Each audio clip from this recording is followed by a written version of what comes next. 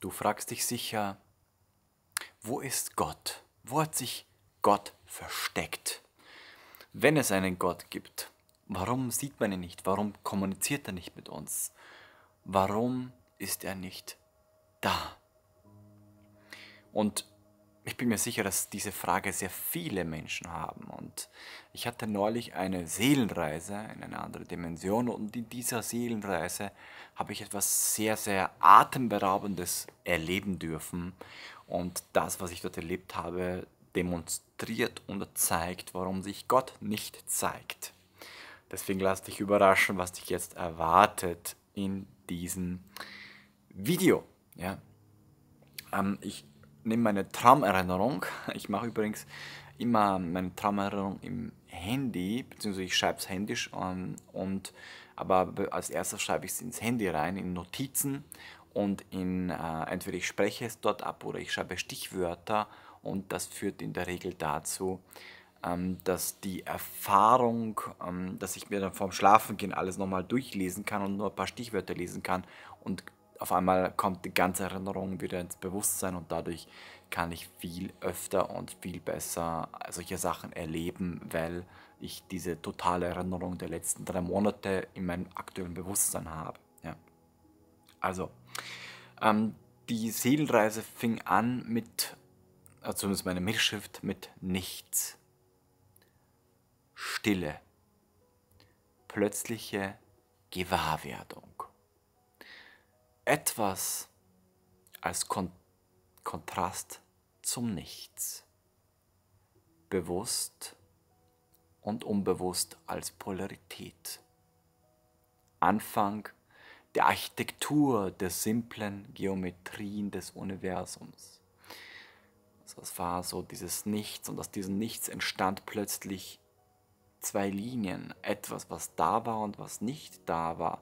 Und das hatte beides irgendwie einen Bezugsrahmen zueinander und daraus entstanden diese Linien und diese Linien formten Dreiecke und diese Dreiecke Vierecke und komplexere Geometrien wie die Blume des Lebens, Metatron-Symbole und das ging in hochkomplexe Strukturen, die sich entwickelt haben weiter, bis diese Strukturen dann in die 3. Dimension gestiegen sind, also nicht nur zweidimensionale geometrische Strukturen, sondern dreidimensionale geometrische Strukturen, die dann schlussendlich dann später Atome und so weiter gebildet haben.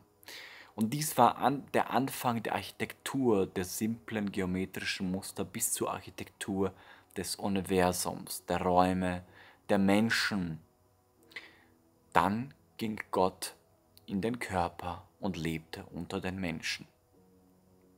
Das Problem war, er konnte es niemandem sagen.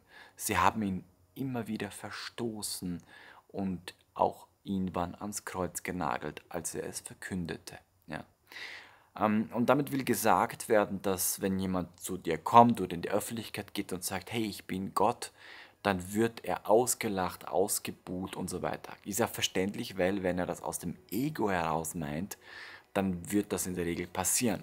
Wenn er aber, zumindest war es damals so, weil das Bewusstsein nicht weit genug entwickelt war, wenn er aber in einen erweiterten Bewusstseinszustand gegangen ist, dann haben die anderen um ihn herum gespürt, dass er das ist. Aber je weiter die Distanz entfernt ist und so weiter, desto schwieriger wird die ganze Sache. Ja, ich lese mal weiter. Und so hat er aufgehört, sich zu offenbaren, bis er das Gefühl bekäme, dass es jetzt Zeit wird, sich wieder zu offenbaren. Wenn er seine wahre Macht offenbaren würde, die Menschen jedoch nicht dafür bereit sind, dann bricht das System zusammen und es entstehen verwirrte Zeitlinien, die das Gesamtsystem zum Kollabieren bringen könnten.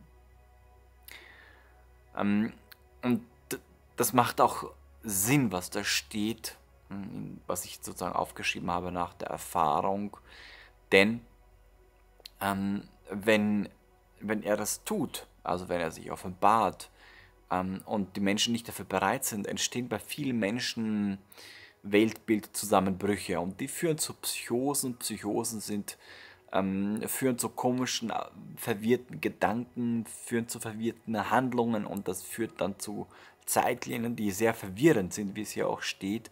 Und dies führt dann dazu, dass dann irgendwann das ganze System, das Bild zusammenbricht, weil einfach zu viel, man könnte es wie so ein Virus verstehen, weil der Virus einfach die Überhand gewinnt. Ja? Weil Virusse breiten sich ja aus. Ne? Das Buch, welches ich gerade schreibe, das große Mysterium, ist ein Versuch der Erweckung Gottes. Er baut weiter interessante Strukturen, wie zum Beispiel Architektur, also nicht nur Architektur, sondern Kunst, also Gebäude, Malereien, Musik, Inneneinrichtung und vor allem die Kunst des schönen Miteinander. Und das ist eine sehr coole Aussage. Das sind viel tiefer gehende Themen des Lebens. Die meisten Menschen interessieren sich jedoch nicht für die Zusammenhänge der einzelnen Künste und das ist eine krasse Aussage. Du wirst solche Sachen natürlich im Buch Das große Mysterium sehr oft wiederfinden und du wirst überrascht sein, wie das dann in die Tiefe gehen kann. Ja.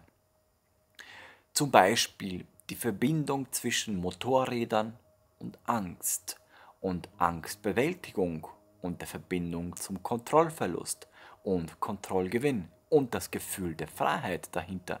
Das sind wieder viele Verbindungen und die nur das Thema Motorradfahren assoziieren und diese Verbindungen, was das alles miteinander zusammenhängt. Das heißt, manche fahren Motorräder, um das Gefühl der Freiheit zu erleben, aber in Wirklichkeit tun sie das, um Angstbewältigung zu machen oder Kontrollgewinn zu machen oder eben Kontrollverlust zu erleben und dann Kontrollgewinn zu erleiden und zu erleben und so weiter. Also sehr viele komplexe Sachen stecken hinter einem Wort.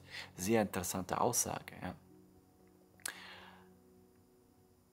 So, dann gehen wir weiter. Es ist die Kunst der Architektur des Lebens, die das Leben so lebenswert macht. Die Kunst der Zusammenhänge und das Erkennen der Verbindungen zueinander. Die Verbindungen zwischen den Schöpfer und seiner Schöpfung ist die heiligste Kunst. Ja. Und weil, wenn du was erschaffst, zum Beispiel deine eigenen Kinder, ja, dann ist die Beziehung zwischen dir und deinen Kindern das Heiligste in deinem Leben. Und so sind wir erschaffen worden von einem Schöpfer und aus seiner Perspektive sind wir also die Verbindung zwischen uns und der Herrlichkeit der Gottheit, die uns erschaffen hat. Aus seiner Sicht, vermutlich auch aus deiner Sicht, wenn du clever bist, die heiligste Kunst. Ja. Plötzlich kam ein Kind und wollte wissen, wie man Architektur macht. Dieses Kind interessierte sich jedoch mehr für das Thema der einzelnen Zusammenhänge der Architektur und der Kunst. Sie wollte jede einzelne Kunst verstehen und alles miteinander in Verbindung setzen. Und so wusste Gott, dass es Zeit wurde, sich wieder zu offenbaren. Eine neue Generation der Menschen ist geboren. Und so ging Gott zu diesem Kind, nahm es in den Arm und flog mit ihm zum Universum. Er sagte zu ihm, weißt du, wer ich bin? Das Kind nickte. Ich habe alles durch meine Gedanken erschaffen.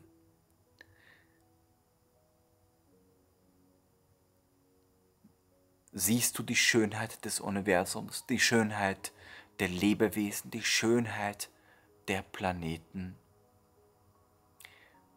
Dieses Kind würde sie erkennen. Es würde seine eigene Zeichnung, seine eigene Kunst erkennen und sich dabei erinnern, wer es sei. Und das ist das Ziel meines Buches, denn jeder, der es lesen wird, ist ein Ausdruck dieser Kunst. Der Architekt lässt sich hinter die Kulissen blicken. Vielleicht bist du bereit zu erkennen, wer du wirklich bist. Das war eine Passage aus meinem Buch Das große Mysterium, beruhend auf einer Erfahrung, die ich gemacht habe. Und das Buch Das große Mysterium fängt mit meiner Nahtoderfahrung an und ist gebündelt mit vielen Geschichten und Erfahrungen, die ich gemacht habe, gekoppelt mit Gesprächen, die ich in erweiterten Bewusstseinszuständen hatte und schlussendlich dann immer mein Resümee, meine Reflexion der Erfahrung. Das Ganze baut sich auf und wird immer intensiver und es ist auf jeden Fall ein krasses Kopfkino. Freue dich auf jeden Fall auf das Buch. Du kannst übrigens die Leseprobe auf der Webseite dasgroßemysterium.com herunterladen und dir mal durchlesen. Ich bin sehr, sehr gespannt. Es kommt übrigens, der Vorverkauf auf Amazon wird am 1. November, glaube ich, sein und im ersten Quartal dieses Jahr, des nächsten Jahres, also 2024, wird das Buch dann veröffentlicht werden. Ich werde natürlich auf meinem Kanal dich am Laufenden halten. Es ist aber schon im Endspurt, ja, beim Verlag. Ja, das endgültige Cover wird auch bald fertig, also freue dich drauf. Ja. Ich bin gespannt, was du zu dieser Erfahrung sagst. Schreib es mir bitte in die Kommentare hinein. Und ich hätte noch eine Bitte. Ich bin gerade in einem der letzten Kapitel des Buches und ich hätte da noch gerne deinen Impulse dazu. Und zwar, ich möchte von dir die wichtigsten Fragen des Lebens haben. Fragen, wo du sagst, so, das möchte ich unbedingt beantwortet haben. Also wirklich so krasse Fragen, sowas wie, wer hat den Schöpfer erschaffen und solche Sachen.